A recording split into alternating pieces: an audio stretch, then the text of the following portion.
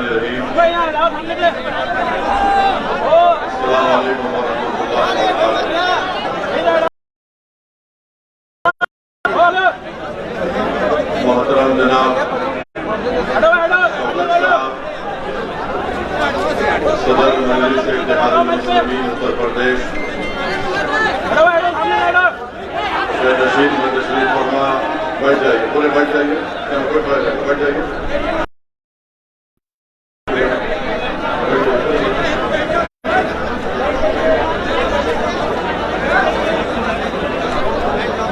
जनाब शकील अहमद एडवोकेट साहब,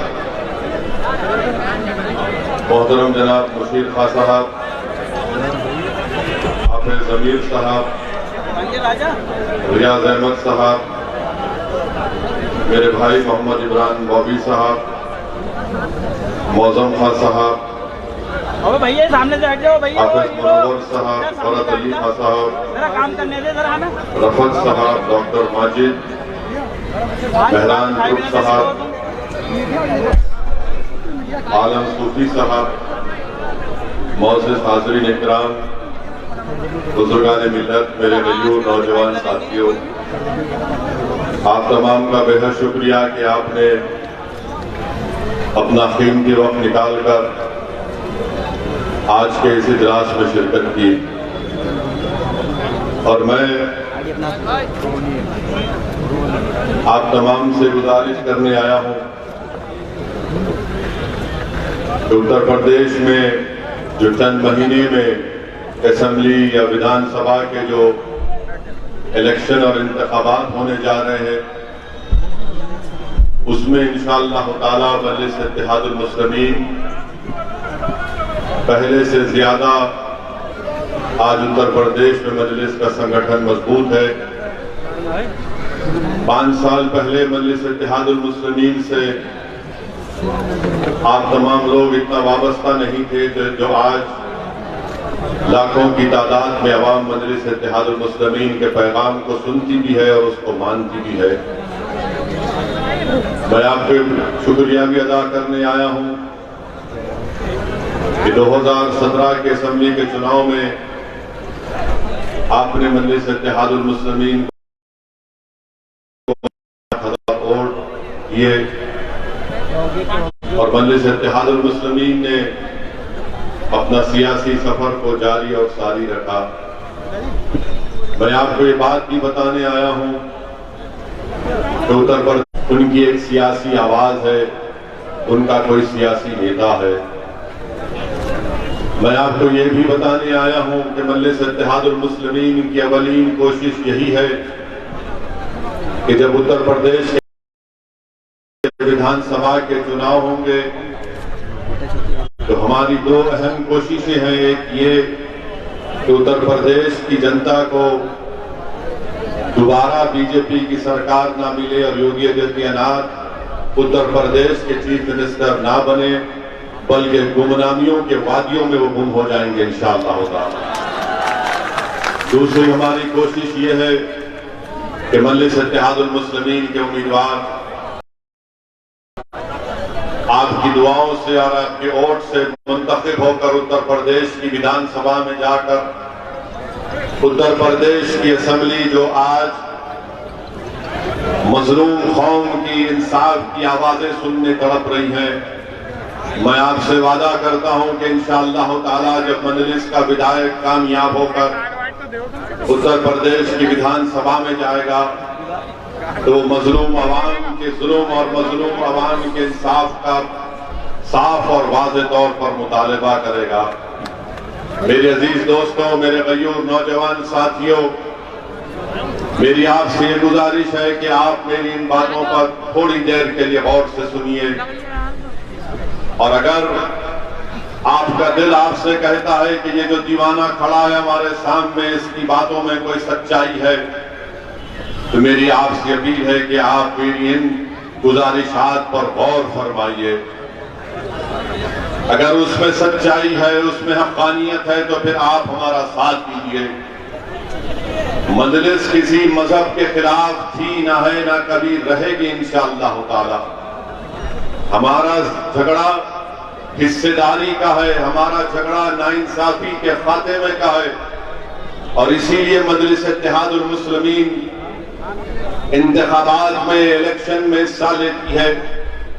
मेरे अजीज दोस्तों और बुजुर्गों, आप मेरी इस बात से मुत्तफिक होंगे कि उत्तर प्रदेश में जितने भी समाज हैं, जितने भी बिरादरियां हैं, उन तमाम के अपने नेता हैं, उनकी तमाम की एक सियासी ताकत है, एक हैसियत है।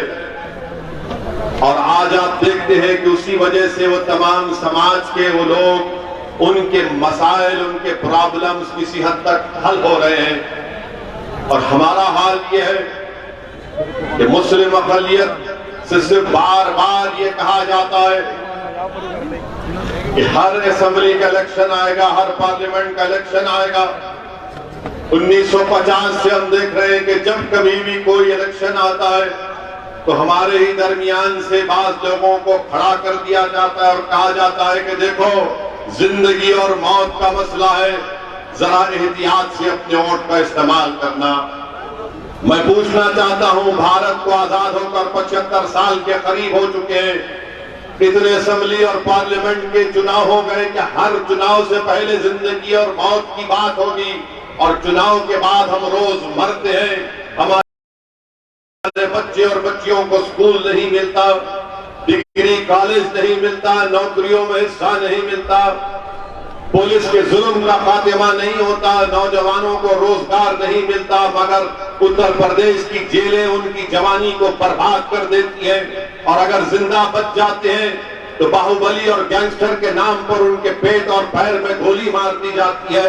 अगर जेल में सड़ने के बाद निकलते हैं तो उनका इनकाउंटर कर दिया जाता है। मेरे पास आदादोशुमार है, डेटा है मेरे पास। और जब हम ये बात करते हैं तो हमारे मजलिस के मुखालिफीन कहते हैं कि असदुद्दीन ओवैसी भड़काऊ भाषण करता है। मैं आज भी चैलेंज कर रहा हूं, कल भी चैलेंज करता रहूंगा। तुम मेरे इन सवालात का जवाब दो। क्या मेरे सवालात में अगर उसमें सच्चाई है तो फिर बताओ तुमने क्या किया। 2019 के पार्लियामेंट के चुनाव हुए तो समाजवादी पार्टी और बहुजन समाज मिलकर इलेक्शन लड़े। आखिर क्या वजह है कि आपके सिर्फ 15 सांसद कामयाब हुए, सपा के और बसपा के। बाकी पर बीजेपी और एनडीए के साथी कामयाब हो गए।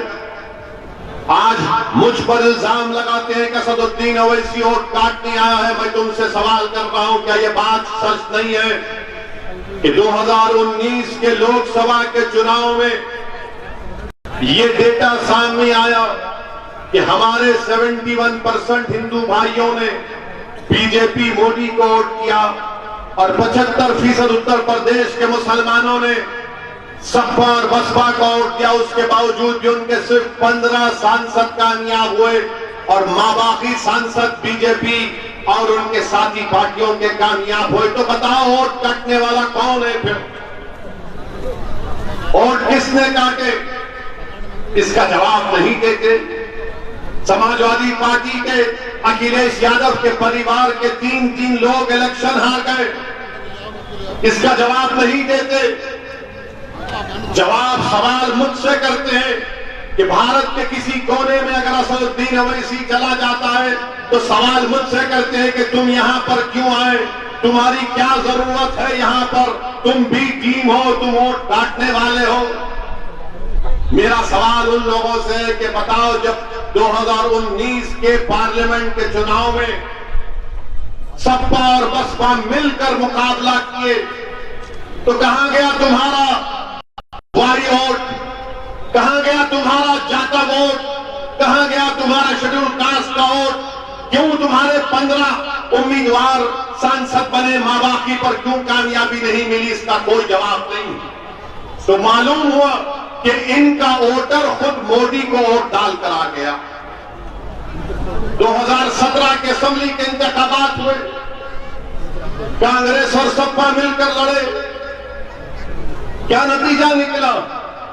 300 के करीब बीजेपी के विधायक कामयाब हुए और लोकसभा के चुनाव में मजलिस का कोई उम्मीदवार नहीं था। कोई उम्मीदवार नहीं था लोकसभा के चुनाव में मजलिस का। इसके बावजूद भी आप बीजेपी को नहीं हरा सके। मुझ पर इल्जाम लगाने वालों, सुनो हमने क्या किया, हम तुमको बताते हैं।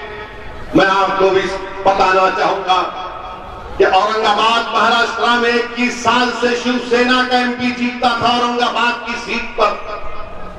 मजलिस ने अपना उम्मीदवार इम्तियाज जलील को खड़ा किया, तो इम्तियाज जलील ने 21 साल के शिवसेना के एमपी को हराकर वहां पर मजलिस इत्तेहादुल मुस्लिमीन के उम्मीदवार को कामयाब किया। जो काम कांग्रेस, राष्ट्रवादी कांग्रेस नहीं कर सकती, काम मजलिस इत्तेहादुल मुस्लिमीन ने औरंगाबाद से कर दिखाया। बताओ, अगर हम वहां पर शिवसेना को हरा सकते तो क्या यहां पर शिवसेना के सगे भाई बीजेपी को नहीं हरा सकते उत्तर प्रदेश में? आप बताइए फिर कैसे हुआ? 3 सीट पर ओवैसी की पार्टी लड़ती है लोकसभा के चुनाव में। हैदराबाद के अवाम को सलाम, हमने बीजेपी को हराया, औरंगाबाद में शिवसेना को हराया, और किशनगंज बिहार से अख्तरुल ईमान हमारे मौजूदा सदर बिहार ने 3 लाख वोट हासिल किए, वहां पर कांग्रेस का उम्मीदवार जीता। फिर ये इल्जाम लगाते बिहार को ओवैसी गए थे, 5 इनके विधायक जीत गए। तो बताओ, अगर मेरी बात सच है, मैं आज भी कहता हूं, आओ तुम एक मंच पर आकर बात कर लो, मुझसे बहस कर लो कि असदुद्दीन ओवैसी के इलेक्शन लड़ने से बीजेपी को फायदा होता है या नुकसान होता है। कोई सामने नहीं आ सकता, कोई बैठ नहीं सकता 5 मिनट मेरे सामने। बिहार के बारे में 19 सीट हम लड़े, 5 पर हमारे विधायक कामयाब हुए। 9 सीट पर कांग्रेस और राजद के लोग जीत गए, और 6 सीट पर 5 सीट पर जेडीयू बीजेपी जीती। और फिर ये तमाम लोग कहते हैं वोट काटता है, ध्रुवीकरण करता है, पोलराइजेशन करता है। अरे अगर पोलराइजेशन मैं करता तो पूरे 19 के 19 मुझे जीतना चाहिए था, पूरे 19 के 19 मुझे जीतना चाहिए था, मगर खुद हारते और इल्जाम असदुद्दीन ओवैसी पर लगाते। 5 विधायक हमारे जीते तो पूरे भारत में तूफान मच गया कि कैसे मजलिस के एमएलए जीत कर आ गए बिहार में। इसलिए जीते क्योंकि बिहार की सीमांचल का जो हिस्सा है वो सबसे पसमानदा बैकवर्ड इलाका था। हमने सीमांचल की लड़ाई का आगाज किया, ये नहीं देखा कि सीमांचल पर बसने वाला किस मजहब का है, किस जात का है, किस बरादरी का है। हमने सीमांचल के इंसाफ की बात की तो सीमांचल की जनता ने लब्बैक और कहा कि मजलिस को वोट देंगे। बड़े बड़े लोग जो आजकल यूट्यूब चलाते हैं, जो मजलिस की मुखालिफत में अपना पेट पालते हैं, जिनको अपने घर में तेल और चिराग जलाने के लिए हमारे दुश्मनों से पैसे मिलते, उन्होंने जाकर सीमांचल की हमारी इज्जतदार मां और बहनों से पूछा कि किसको वोट दोगी मां? तो उस हमारी मां ने कहा, तमाम खवातीन थे, कि जिसके सर पे गोल टोपी है, चेहरे पे दाढ़ी है, जो लंबा है उसको वोट देंगे। तो उस यूट्यूबर ने पूछा कि मां तू उसको क्यों वोट देगी? तो उस मां ने कहा कि इस शख्स को सत्ता से मोहब्बत नहीं है, लड़ने वालों को वोट देंगे। मेरे अजीज दोस्तों और बुजुर्गों, ये अदा इनको पसंद नहीं आती। ये चाहते क्या है कि हम खामोश रहे, गूंगे बनकर रहे, अंधे बनकर रहे, बहरे बनकर रहे, जुल्म को देखे और बर्दाश्त करे, नाइंसाफी को देखे बर्दाश्त करे, किसी का गला घुटता हुआ देखे और खून के आंसू सूख जाए हमारे। ये इनकी कोशिश है। मजलिस इत्तेहादुल मुस्लिमीन इस नाइंसाफी को खत्म करना चाहती है और फिर इल्जाम लगाते हैं कि वोट काटने आए हैं। अरे कभी ये तो बोलो कि अखिलेश यादव के परिवार को हिंदू वोट नहीं मिला इसलिए वो हार गए। नहीं बोलेंगे। मुस्लिम वोट, ऐसा लगता है कि उत्तर प्रदेश में खाली मुस्लिम वोट है, ब्राह्मण वोट नहीं है, ठाकुर वोट नहीं है, बनिया वोट नहीं है, दलित वोट नहीं है, कुर्मी वोट नहीं है, सिर्फ वोट है मुस्लिम वोट। कहां जाएगा मुसलमान? अरे कि दूसरे भी तो वोट डालेंगे नहीं डालेंगे, या सबके सब घर में बैठकर मिठाई खाएंगे? हमसे सवाल करते हैं और फिर हमसे पूछते हैं कि आपने अतीक अहमद को क्यों लिया पार्टी में? यंगस्टर है, बाहुबली है। हमने कहा फिर प्रज्ञा ठाकुर के दूध की धुली भी है। नहीं, आप बाहुबलियों को लेते हैं भाई। बीजेपी के 100 विधायक 37% के करीब विधायक पर क्रिमिनल केस है। खुद मुख्यमंत्री योगी आदित्यनाथ ने अपने खिलाफ एक क्रिमिनल केस को वापस लिया। एक में प्रोसिक्यूशन की इजाजत नहीं दी और मुजफ्फरनगर का फसाद होता है जिसमें 50,000 मुसलमान और दूसरे हमारे भाई बेघर हो गए। 70 केसेस योगी सरकार वापस लेती है, उस पर कोई आवाज नहीं उठाता। तो मालूम हुआ कि अगर किसी का नाम अतीक है, मुख्तार है, शहाब है, तो उनकी नजर में ये गिल्टी है, और दूसरों का नाम अगर ये नहीं होगा तो नहीं। जब तक कोर्ट फैसला नहीं करती वो इलेक्शन लड़ सकते हैं। ये इनका इंसाफ है। मेरे अजीज दोस्तों और बुजुर्गों, मैं आपसे अपील करने आया हूं कि पिछले असेंबली के चुनाव में संभल की असेंबली सीट पर आपने 60,000 वोट मजलिस को दिए, और मुझे यकीन है कि इंशाअल्लाह ताला पहले से ज्यादा आज मजलिस मजबूत है। और मुझे यकीन है कि संभल से मजलिस इत्तेहादुल मुस्लिमीन का एक यहां से हमारा उम्मीदवार जरूर विधायक बनकर जाएगा, आपकी दुआओं से और आपकी वोट से।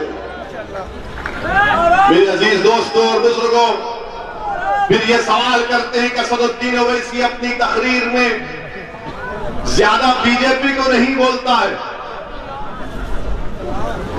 पार्लियामेंट की हर तकरीर उठाकर देख लो आप, सबसे ज्यादा अगर कोई बोलता है बीजेपी के खिलाफ 5 मिनट में, तो मोदी और योगी और बीजेपी आरएसएस के खिलाफ असदुद्दीन ओवैसी बोलता है। और आप क्या करते हैं? आप क्या करते हैं? अनलॉफुल एक्टिविटीज प्रिवेंशन का कानून वो अमित शाह पार्लियामेंट में लाते हैं, तो सपा और कांग्रेस मिलकर अमित शाह के हक में वोट देते हैं। कौन मुखालिफत करता है? असदुद्दीन ओवैसी उसकी मुखालिफत करता है। CAA का कानून पार्लियामेंट में लाया गया, इसने बीजेपी के 300 MP के सामने कहा कि यह कानून भारत के संविधान के खिलाफ है। जिस तरह महात्मा गांधी ने उस वक्त के साउथ अफ्रीका में उस कानून को फाड़ा था, मैं भारत की संसद में इस कानून को फाड़ता हूं। आप क्या कर रहे थे? आप क्या कर रहे थे? आप हाँ में हाँ मिला रहे थे। और कौन थे वो बच्चे जो आज CAA के कानून में एहतजाज हुआ? कौन था बिलाल पाशा? कौन था मोहम्मद शेरोज? ये 2 बच्चे शहीद हो गए। पूछो इन सपा वालों से, कांग्रेस वालों से कि तुमको नाम भी मालूम कौन है बिलाल और शेरोज? और मालूम हुआ कि उन बच्चों को गोली लगी तो पुलिस की राइफल से या पुलिस के लाइसेंस वेपन से नहीं, किसी और की बंदूक की गोली से बच्चे मर गए। आपकी आवाज, आपकी जबान नहीं खुलती उस पर। मजलिस इत्तेहादुल मुस्लिमीन ने हमेशा फिरका परस्ती से मुकाबला किया और लड़ते रहेगी। फिरका परस्ती से कोई कॉम्प्रोमाइज नहीं किया जा सकता। आरएसएस से, जमहूरी तरीके से, संघ परिवार के तमाम तंजीमों से मुकाबला करना पड़ेगा जमहूरी तरीके से। मगर इनका मामला यह है कि जब बात मजलिस की आ जाती है सामने, तो फौरन इल्जाम लगाते हैं कि फिरका परस्त है। और फिर योगी आदित्यनाथ ने बहैसियत मुख्यमंत्री उत्तर प्रदेश के एक रिपोर्ट कार्ड जारी किया और क्या कहा कि उत्तर प्रदेश में 4.5 साल में लॉ एंड ऑर्डर बड़ा अच्छा था। अच्छा, तो बताइए बाबा, उत्तर प्रदेश में 2019 का नेशनल क्राइम रिकॉर्ड्स ब्यूरो कहता है कि उत्तर प्रदेश में 5,000 से ज्यादा फिरका परस्त केसेस पुलिस ने रजिस्टर किए। तो कौन से अमन की आप बात कर रहे हैं? कौन से अमन की आप बात कर रहे हैं? कहते हैं कि हमने रोजगार दिया। खुद उत्तर प्रदेश की विधानसभा में बीजेपी का मंत्री खड़े होकर कहता है कि 33 लाख उत्तर प्रदेश के बेरोजगार नौजवान रोजगार के लिए अपना नाम रजिस्टर करा चुके हैं। उत्तर प्रदेश के 75 जिलों में से 53 डिस्ट्रिक्ट्स में जो बच्चे पैदा होते स्टंटेड होते हैं। पूरे भारत में अगर 9 लाख बच्चे एक्यूट मैलनरिश्ड है तो 4 लाख उत्तर प्रदेश में है। एनकाउंटर होता है तो 37% मुसलमानों को गोली मार दी जाती है। आजमगढ़ में एक यादव को मारा गया, अमरदीप यादव। वो अमरदीप यादव कह रहा मुझे नहीं मालूम, मीडिया में रिपोर्ट किया कि अमरदीप यादव को जब पुलिस ने उसके पैर में गोली एक मार दी, बाबा ने कहा, गवर्नमेंट ने कहा कि ठोक दो, तो ठोक दिया। उससे पूछा तेरी बरादरी क्या है, तो उसने कहा यादव बोले और एक गोली मारो उसको। अब आप बताइए, मैं नहीं कह रहा हूं, मीडिया कह रही है, आप बताइए फिर ये क्या हो रहा है? बीजेपी के राज में क्या हो रहा है उत्तर प्रदेश में? कोविड की दूसरी लहर आई, तो कोविड की दूसरी लहर में गंगा पर लोगों की, आवाम की, जनता की लाशें बह रही थी, इसलिए कि योगी सरकार ने उनको ऑक्सीजन नहीं दिया, अस्पताल में दवाएं नहीं मिली, अंतिम संस्कार करने के लकड़ी नहीं मिली, तदफीन के लिए जमीन नहीं मिली, तो नदी के किनारे कुत्ते उन लाशों को लोस लोस कर खा रहे थे। और योगी आदित्यनाथ कहते हैं कि हमने 4.5 साल में सब कुछ कर दिया। क्या लोग भूल गए कि कोविड की दूसरी वेव में कितने लोग मरे? कितने लोग मरे? सिर्फ पंचायत जिला परिषद का इलेक्शन कराया तो 2000 गवर्नमेंट के मुलाजिमीन की मौत हुई। मेरे अजीज दोस्तों और बुजुर्गों, मेरी आपसे गुजारिश है कि इन बातों पर गौर करिए। और बात संभल की आती है तो संभल में आप जानते हैं कि यहां पर हमारे वकील भाइयों ने कहा कि हमको एक सेशन कोर्ट की जरूरत है संभल में। मैं उसकी तारीफ करता हूं कि संभल की विधानसभा में एक सेशन कोर्ट की जरूरत है। यहां पर हमारे किसान भाई आलू की पैदावार करते हैं, कोई योगी ने गवर्नमेंट स्कीम क्यों नहीं लाई? लाना चाहिए था, मजलिस इसका मुतालबा करती है। और फिर कितने लोगों को वैक्सीन लगा पूरे संभल में? 2 डोज कितनों को लगा? खाली 4.8% लोगों को लगा। और फिर आप ये भी जानते हैं कि संभल में जो प्राइमरी हेल्थ केयर सेंटर हैं वो संभल में 30 है और बलिया में 81 है। क्यों भाई? बलिया में खाली 8% मुसलमान है, इसलिए वो, और संभल में खाली 31%। आप मुख्यमंत्री से पूछेंगे कि बलिया में 6% मुसलमान और वहां पर 81 प्राइमरी हेल्थ केयर सेंटर और संभल में 31, तो मुख्यमंत्री बोलेंगे अब्बा जान वहां कम है इसलिए कम लगा है, बस ज्यादा लगा है, यहां ज्यादा है यहां पर कम लगा है। हर चीज का जवाब है। बस डिपो की जरूरत है, मुख्यमंत्री से कहिए तो बोलेंगे नाम बदल दो उसका काम हो जाएगा। बारिश होती है तो पूरे संभल में पानी जमा हो जाता है, ड्रेनेज लाइन की जरूरत है। एमजीएम का डिग्री एक ही कॉलेज है, हम पूछ रहे क्या किया अपने 4.5 साल में शिक्षा के मैदान में, अपने क्या किया? एक एमजीएम डिग्री कॉलेज में खाली एमए और बीकॉम, उसके बाद कोई कोर्स नहीं। 55% लिटरेसी रेट संभल का है, इसका जिम्मेदार मैं हूं क्या? क्या कर रहे यहां के विधायक? क्या कर रही यहां की सरकार? बताइए। मेरे अजीज दोस्तों और बुजुर्गों, ये रिकॉर्ड आपके सामने पेश कर रहा हूं। और फिर ये भी कहा जाता है, क्या कहा जाता है उत्तर प्रदेश में कि मुख्यमंत्री बीजेपी ने सब कुछ कर दिया। हम पूछ रहे हैं आपने मुसलमानों की शिक्षा के लिए क्या किया? मुसलमानों का शिक्षा का रिकॉर्ड आप देख लीजिए कि आज उत्तर प्रदेश में सबसे कम पढ़ा लिखा कोई है तो मुसलमान है, महिलाओं में सबसे कम पढ़े लिखे कोई है तो मुस्लिम महिलाएं। आपने स्कूल क्यों नहीं खोलते? किसने रोका आपको स्कूल खोलने के लिए? और उत्तर प्रदेश में क्या है, मुसलमान अगर से प्राइमरी स्कूल को जाता है तो 17% एनरोलमेंट होता है और उसके बाद जब सेकेंडरी एजुकेशन को आता है तो 12%, हायर एजुकेशन को आता है तो खाली 10% होता है। गिरते जाते, ऊपर जाते, नीचे गिरते जाते, गिरते जाते। कौन जिम्मेदार है इसका? जब हम ये सवालात करते हैं तो इनका कोई जवाब नहीं। और बीजेपी कहती है सबका साथ, सबका विश्वास, सबका विकास। झूठ झूठ झूठ है वो पूरा। क्यों झूठ है? कि प्रधानमंत्री आवास योजना ग्रामीण में 2019-20 में 3150 मुसलमानों को घर मंजूर किए गए थे, सैंक्शन किए गए थे। 2020-21 में 1,04,000 मुसलमानों को घर मंजूर किए गए थे।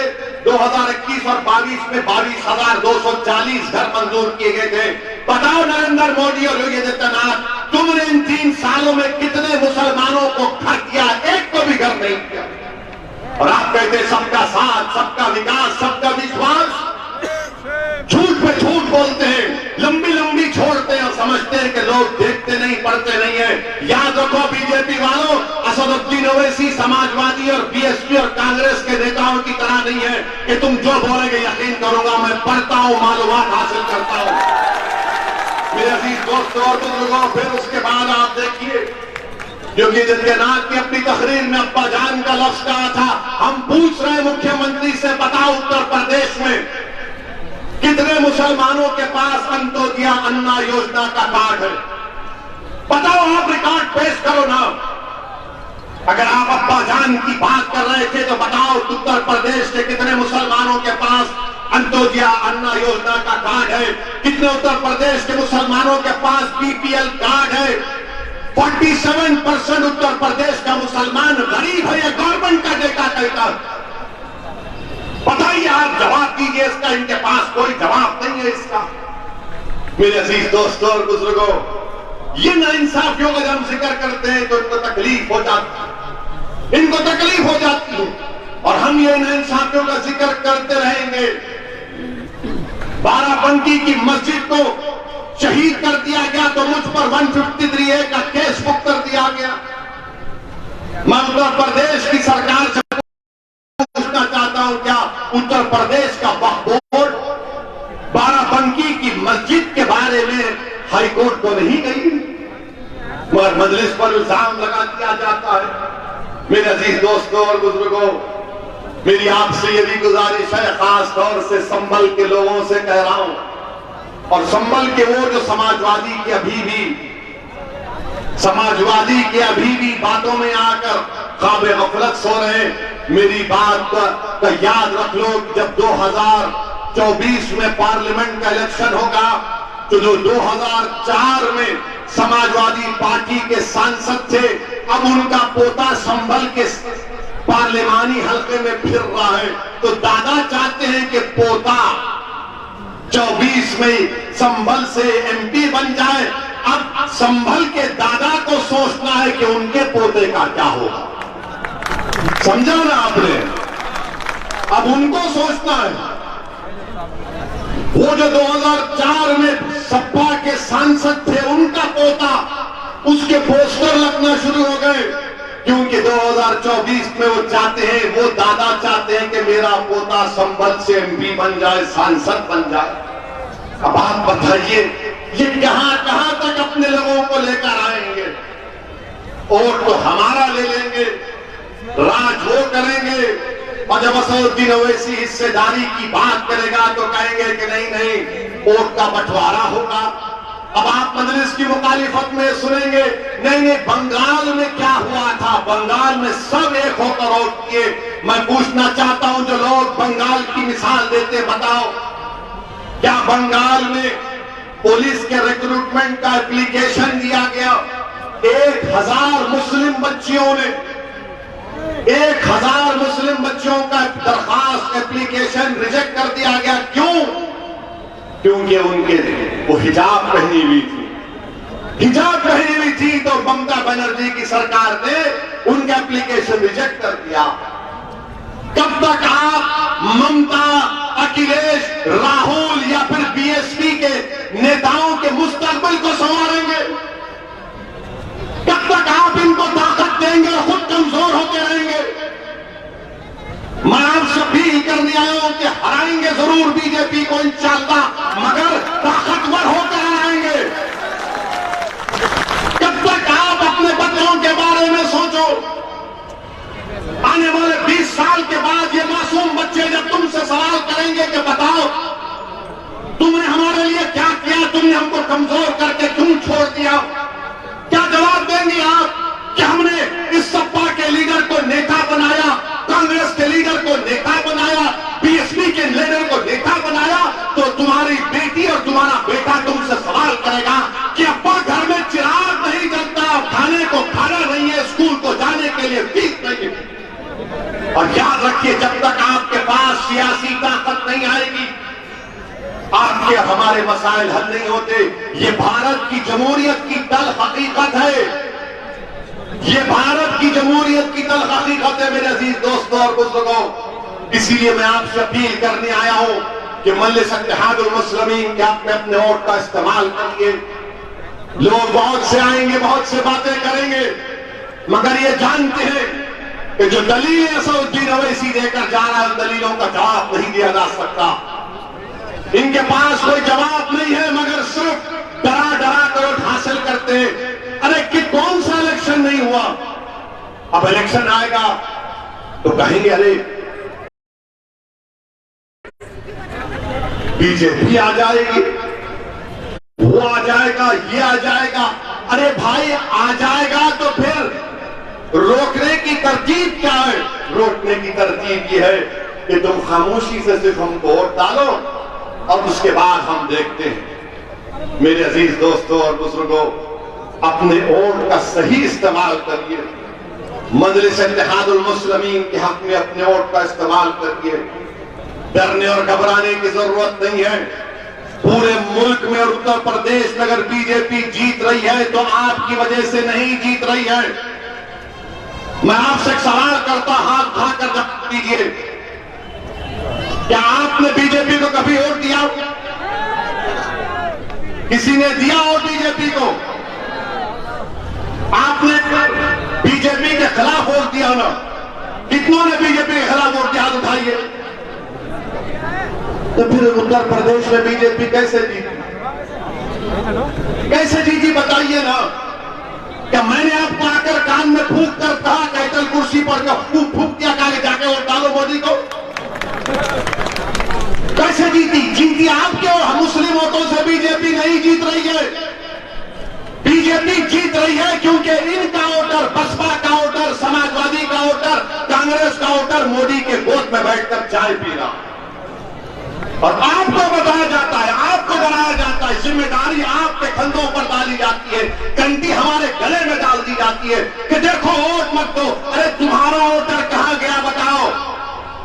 तुम्हारा वोटर कहां गया? मगर मजलिस जैसे आती है नहीं।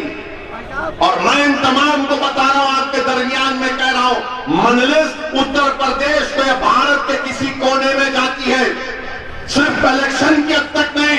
मैं आपको वादा किया था 5 साल पहले भी और आज भी दोहरा रहा हूं, जब तक अल्लाह मुझे जिंदा रखेगा मैं उत्तर प्रदेश को आता रहूंगा। जब तक अल्लाह मुझे हयात देगा मैं तुम्हारे दरमियान में रहूंगा। हमारी आवाज उठनी चाहिए। बताओ अजीजों, उत्तर प्रदेश में मुसलमानों के वोटों की कीमत क्या है? बताओ। पूछो अखिलेश यादव से, पूछो बहन जी से कि मुसलमानों के वोटों की कीमत क्या है? बताओ। जवाब पूछो उनसे, आपको हक पहुंचता है, मुझे जवाब दो। तो बोलेंगे इस तरह का सवाल नहीं करना, इस तरह का सवाल नहीं करना, हम सब एक है। अरे एक है तो फिर कमजोर मैं क्यों होता हूं? अगर एक है तो मेरे बच्चों को तालीम क्यों नहीं मिलती? अगर एक है तो मेरा नौजवान गोलियां क्यों खाता है पुलिस के? अगर एक है तो भूखा मैं क्यों मरता हूं? अगर एक है तो गरीबी और मुफलिसी मेरा मुकद्दर क्यों बन जाता है? इसका जवाब देंगे तो बोले नहीं, मिलके मिलके ही तो है ना। जब मिलके रहते हैं तो फिर तुमको मेरी तकलीफ नजर नहीं आती? तुम दौड़ रहे हो और मैं लंगड़ा हो चुका हूं। तुम्हारे पास दौलत है और मैं भिखारी बन चुका हूं, इसलिए कि हमारे पास एक सियासी ताकत नहीं है। मेरे अजीज दोस्तों और बुजुर्गों, डरने और घबराने की जरूरत नहीं है। ये बड़े बड़े दानिश्वर लोग अखबार में आर्टिकल लिखते कि ओवैसी जो बात कर रहा है उसमें बड़ा रिस्क है, बड़ा रिस्क है। अरे जिंदगी खुद एक रिस्क है प्यारे, जिंदगी खुद एक रिस्क है। मुस्तकबिल तो सिर्फ अल्लाह जानता है, मैं जानता हूं क्या? अल्लाह की जात पर तवक्कल करके इंसान कूद जाता है कि अल्लाह तेरे नाम पर, तेरी जात पर भरोसा करके हक की सरबलंदी के लिए कदम बढ़ाओ, मेरी दास रख ले तू। यही काम तो मजलिस करती है। तो बंदरे रिस्क है ओवैसी के बातों में। कौन सा रिस्क है? कौन सा रिस्क है बताइए आप? तुमने किया क्या? तुमने दिया क्या? मेरे अजीज दोस्तों और बुजुर्गों, मेरी आपसे नमन गुजारिश है कि हमको मुत्तहिदा अपने वोट का इस्तेमाल करना है। और फिर क्या बोले? अरे छोड़िए ना, छोड़िए। ये लोग हमको अपना चाचा जान के उत्तर प्रदेश का जो भी गरीब है, जो कमजोर है, जिस पर जालिम जुल्म कर रहा है, उसका बाप असदुद्दीन ओवैसी है। उत्तर प्रदेश में जो गरीबों का खून चूस रहा है, उत्तर प्रदेश में जो महिलाओं पर श्रम कर रहा है, उनका भाई असदुद्दीन ओवैसी है। हाँ, अगर तुम समझते हो कि गरीबों का, बेजुबानों का साथ देना अब्बा बनाता है, तो मैं तुम्हारा भी अब्बा हूं। याद रखो चाचा जान है। क्या इरादा क्या है तुम्हारा? पूछ कर आए अपने बाप से कि किसको चचा कहना। 2018 में क्या तुमने योगी आदित्यनाथ के पास जाकर भीख नहीं मांगी कि मुजफ्फरनगर के कांड में जिन तुम्हारे बरादरी के लोगों पर मुस्लिम महिलाओं का रेप करने का इल्जाम लगाया गया था, उन पर से केस हटा लो। चचा जान, अरे याद रखो, तुम मेरी जबान का मुकाबला नहीं कर सकोगे कभी। जाकर भीख मांगते हैं। और जब मुजफ्फरनगर का कांड चल रहा था, जो तुम्हारे घर के सामने बच्ची तुमको चचा पुकारती थी, उसको खेतों में ले जाकर इज्जत खोती गई, तो कहां गई तुम्हारी मोहब्बत? तुम क्या गुड़ गा रहे थे, हुक्का मार रहे थे? ये इनका बात, ये कोई अब्बा जान, वो कोई चचा जान। अरे ये मुद्दों पे आओ, बताओ कि 2017 के चुनाव में क्या तुमने बीजेपी का साथ नहीं दिया था? किसकी महापंचायत, किसकी खाद थी, वो बताओ। बोलो मैं बोलो। तो कान में रुई रखेगी भी तो सच्चाई तुम्हारे भेजे में उतर जाएगी। याद रखो मेरे अजीज दोस्तों और बुजुर्गों, मुझे फिक्र नहीं, मुझे क्या बोलते बोलो, जो गाली देना है मुझे दो, मुझे इसकी परवाह नहीं। क्योंकि मेरा मानना यह है कि मेरी इज्जत देने वाला मेरा अल्लाह है, मुझे रिज़्क़ देने वाला अल्लाह है, मुझे जिंदा रखने वाला अल्लाह है, मेरी जान देने वाला अल्लाह है। और ये लोग जो दिल में आया बोलो, क्योंकि जो बोलता है ना, वो अपने जहन की गंदगी को अपनी जबान पर लाता है। जितनी देर मैंने गुफ्तगू की, एक बात बताओ जो मैंने किसी समाज के खिलाफ कही, बताओ आप। मैंने किसी समाज के खिलाफ कोई बात कही? मैं अपनी तकलीफ का इजहार कर रहा हूं, मैं अपनी तकलीफ को, अपनी तकलीफ का इजहार कर रहा हूं, अपने मुश्किलात को, अपने इंसाफ की बात कर रहा हूं। तो इनको पसंद नहीं आता। याद रखो, तुम्हारी अल्फाज मेरे अज़म और हौसले के सामने कोई माने नहीं रखते। तुम दुनिया की गालियों की डिक्शनरी निकाल दो, इल्जामात मुझ पर लगाओ, मगर मैं वादा कर रहा हूं आपसे कि अल्लाह मुझे जब तक जिंदा रखेगा, मैं गरीब मजलूम अवाम का साथ देता रहूंगा, इंसाफ के लिए लड़ता रहूंगा। अल्लाह जब तक मेरे हलक में सांस रखेगा, वो इंसाफ का मुतालबा करते रहेंगे। मेरे अजीज दोस्तों और बुजुर्गों, और फिर हम जब यहाँ आ रहे थे तो किसी ने चिट्ठी दी, बल्कि चिट्ठी भी दी और फोन पर यह कहा कि कल दिल्ली में आपके घर पर हमला हुआ, इसके बारे में कुछ कहिए। मेरे अजीज दोस्तों और बुजुर्गों, कानपुर में वो वीडियो आपने देखा होगा कि 11 साल की एक बच्ची अपने अब्बा को लपेट कर मारने वालों से अपने अब्बा को बचा रही थी, अपने अब्बा को बचा रही थी। और जब उसको मारते हैं पुलिस की मौजूदगी में कानपुर में, असदुद्दीन ओवैसी कौन सी खेत की बोली, जब सरेआम रोड पर मारा जाता है, उस बच्ची के जहन में क्या बैठा होगा कि मैं जब 11 साल की थी तो बाप ने मेरे अब्बा को लपेट कर मारना शुरू कर दिया। मगर मैं उस बच्ची को एक पैगाम देना चाहता हूं,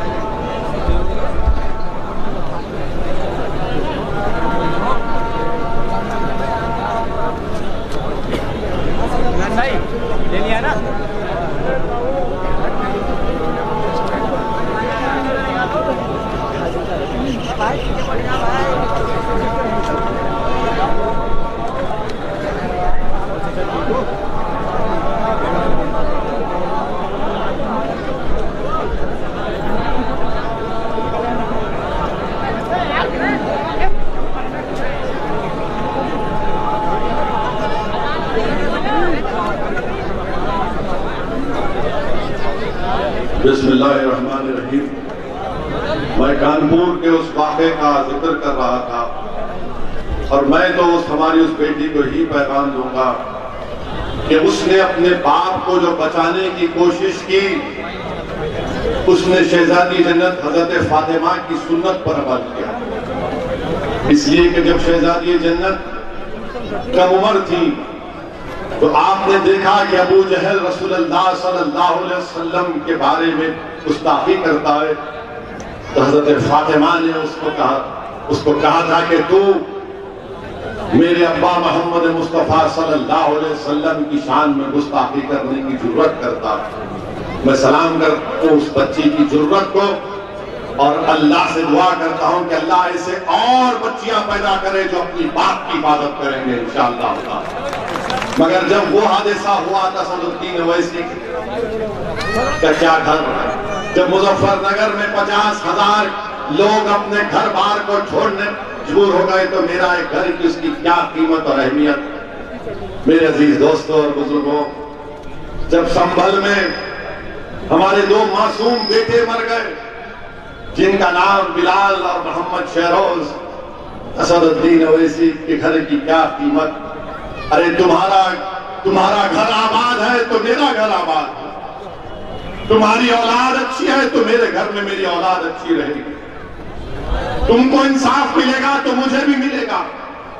मगर मेरे घर पर हमला, कोई बात नहीं, तुम क्या क्या करना चाहे कर लो, मेरे कदम डगमगाने वाले नहीं है, मेरे कदम डगमगाने वाले नहीं है। याद रखो, अगर तुम इस तरह की बुज़दिलों की हरकत करके समझते हो कि असदुद्दीन ओवैसी के कदम डगमगाएंगे, तो याद रखो मौत मुझे रोक सकती, तुम्हारे ये इस तरह की हरकतें मुझे नहीं रोक सकेगी इंशाअल्लाह। और मैं आपसे वादा करके जा रहा हूं कि अल्लाह सुब्हानहू व तआला ने नबी पाक सल्लल्लाहु अलैहि वसल्लम के सदक़े और तुफैल में और अहले बैत के सदक़े और तुफैल में अल्लाह ने मुझे अगर कुछ भी सलाहियत दी तो इंशाअल्लाह ताला मैं दुनिया से जाने से पहले ऐसे नुफूस छोड़कर जाऊंगा कि संभल में, उत्तर प्रदेश में, पूरे भारत में असदुद्दीन ओवैसी से बेहतर मजलिस के नेता पैदा होंगे। तुम मेरे घर पे आके पत्थर फेंकते हो तो तुम मेरे घर पर पत्थर या कुड़ारी से मेरे नाम को नहीं तोड़ रहे हो, तुम भारत को कमजोर कर रहे हो, तुम भारत के दुश्मन हो, तुम भारत के दुश्मन हो। और याद रखो, तुम्हारी हरकतें मुल्क को बदनामी दिलाएगी। पूरे इंटरनेशनल लेवल पर दुनिया के कोने कोने से मुझे फोन आ रहे हैं कि बताओ आपके घर पर हमला हो। मैंने कहा कि हाँ, घर पर हमला हमारे अभी नहीं हुआ, बल्कि 50 साल से हमारे घरों को निशाना बनाया जा रहा। कब हमारे घरों की कीमत रही, कब हमारे घरों की हिफाजत रही? जब अल्लाह के घर को शहीद कर दिया गया तो फिर हमारे घर की क्या अहमियत बताओ आप। मेरे अजीज दोस्तों और बुजुर्गों, मगर हिम्मत और हौसलों को बुलंद रखो। रसूलुल्लाह सल्लल्लाहु अलैहि वसल्लम के रास्ते में भी कांटे डाले गए, ऊंट की उजड़ी डाली गई जिसमें मुबारक पर मेरे अजीज दोस्तों और बुजुर्गों कचरा डाला जाता था।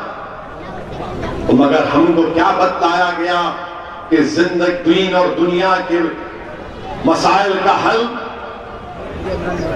मस्जिद और मेहराब के बाद अमली मैदान में उतरना पड़ेगा। याद रखो, सिर्फ दुआओं पर इक्तफा मत करो मेरे अजीज दोस्तों, दुआ खूब करो अल्लाह की बारगाह में। रातों में उठकर भीख मांगो गिड़गिड़ा कर अल्लाह से, और सुबह में उठकर अपने दुआओं की कबूलियत का मज़ारा देखो इंशाअल्लाह। मेरे अजीज दोस्तों और बुजुर्गों, डरने और घबराने की हरगिज़ जरूरत नहीं है। हमको अपने हौसलों को बुलंद रखना है, बल्कि करबला के मैदान को याद रखना है। लोग असदुद्दीन ओवैसी से आकर पूछते कि तुम 19% लोगों के इंसाफ की बात कर रहे हो, तुम किससे मुकाबला करने जा रहे हो? तुमको अंदाजा है बीजेपी है, संघ परिवार है, समाजवादी है, बीएसपी है। तो मैं कहता हूं कि इमाम हुसैन के सामने भी यह सवाल किया गया था, और करबला के रेखजारों से इमाम हुसैन की रूह हम तमाम को पुकार कर कह रही है कि हक की सरबुलंदी के लिए 72 उन हजारों के लश्कर पर काबू पा लिया। किए थे उन पर कामयाबी हासिल की। मेरे अजीज दोस्तों और बुजुर्गों, डरने और घबराने की जरूरत नहीं है, बल्कि यहां पर तो मुझे हमारे मीडिया के लोग भी हमको पूछे, हम बॉबी के घर पे खाना खाए, कबाब भी खिलाए हमको, बोले कि संभल का खास कबाब है। हम बोले ठीक है। यहां पर मुझे हमारे मीडिया के लोग बोले आपके घर पे कल ऐसा हुआ। मैंने कहा देखो, मुझे वो शेर याद आया तो मैं लिख लिया पूरा। राहत इंदौरी मरहूम का शेर, अल्लाह राहत इंदौरी की खबर को नूर से भर दे, अल्लाह उनकी मग़फ़िरत फरमाए। तो राहत इंदौरी ने भी क्या खूब कहा था कि अगर खिलाफ है होने दो। क्या कहा था राहत ने? अगर खिलाफ है होने दो। एक साथ बोलो, मजा आएगा। अगर खिलाफ है जान थोड़ी है, अगर खिलाफ है होने दो, जान थोड़ी है। ये सब दुआ है, ये सब कोई आसमान थोड़ी। राहत इंदौरी ने लिखा था, अब ये उन बुज़दिलों को जो हमारे घरों पर हमला करते हैं, ये उनके लिए जो मुखन्निसों की फौज लेकर घर पर आते हैं। तो सुनो, तुम्हारे लिए भी राहत इंदौरी ने कहा था, लगेगी आग, लगेगी आग तो आएंगे घर कई जद में। राहत इंदौरी ने कहा था। अब उन पे केस बुक करना है तो अल्लाह के पास है, जाते तुम। लगेगी आग तो आएंगे घर कई जद में। यहां पर सिर्फ हमारा मकान थोड़ी है, यहां पर सिर्फ हमारा मकान थोड़ी है। मैं जानता हूं कि दुश्मन भी कम नहीं, लेकिन मैं जानता हूं कि दुश्मन भी कम नहीं, लेकिन हमारी तरह हथेली में जान थोड़ी है, हमारी तरह हथेली में जान थोड़ी है। और फिर ये कल बोलने वाले बोले, इसके बहुत मुंह असरुद्दीन ओवैसी अपने मुंह से बहुत बोलता है, बोलते जबान हमारे, तुम्हारे बाप की जबान हमारे मुंह में नहीं है, याद होते। राहत इंदौरी ने कहा कि हमारे मुंह से जो निकले वही सदाकत, हमारे मुंह से जो निकले वही सदाकत। हमारे मुंह में तुम्हारी जबान थोड़ी है। और फिर राहत साहब ने लिखा, जो आज साहिब मसनद है कल नहीं होंगे। योगी आज मुख्यमंत्री है कल नहीं रहेंगे इंशाअल्लाह। जैसे अखिलेश थे नहीं है, मोदी है इंशाअल्लाह कल वो नहीं रहेंगे प्रधानमंत्री। जो आज साहिब मसनद है कल नहीं होंगे। किराएदार है, जाती मकान थोड़ी है। और फिर राहत साहब ने उन लोगों को कहा जो हमको कहते हैं खबरस्तान या पाकिस्तान या शमशान, अरे सुनो दीवानों, सबका खून है शामिल यहां की मट्टी में, किसी के बाप का हिंदुस्तान छोड़ी। मेरे अजीज दोस्तों और बुजुर्गों, मेरी आपसे अपील है कि मुत्तहदा तौर पर संभल हो या उत्तर प्रदेश की किसी भी विधानसभा में जहां पे मजलिस का उम्मीदवार होगा, आप पतंग के निशान पर पूरे एतमाद के साथ बटन दबाकर मजलिस को कामयाब करिए। लोग आपसे बहुत कुछ कहेंगे, अरे ये मुख्यमंत्री बनेगा नहीं, मुझे मुख्यमंत्री बनने का शौक नहीं है, ना मुझे संतरी बनने का शौक है, मुझे अपना हक लेना है और हक को हासिल करना है। मेरे अजीज दोस्तों और बुजुर्गों, मुत्तहिद रहिए, इख्तिलाफात को खत्म करिए। इख्तिलाफात हमको तबाह बर्बाद कर रहे हैं। और मुत्तहिद होने की एक अहम वजह, एक अहम चीज यह है कि अहले बैत सल्लल्लाहु अलैहि वसल्लम से मोहब्बत पैदा करिए, मुत्तहिद हो जाएंगे। वाखिर दावाना।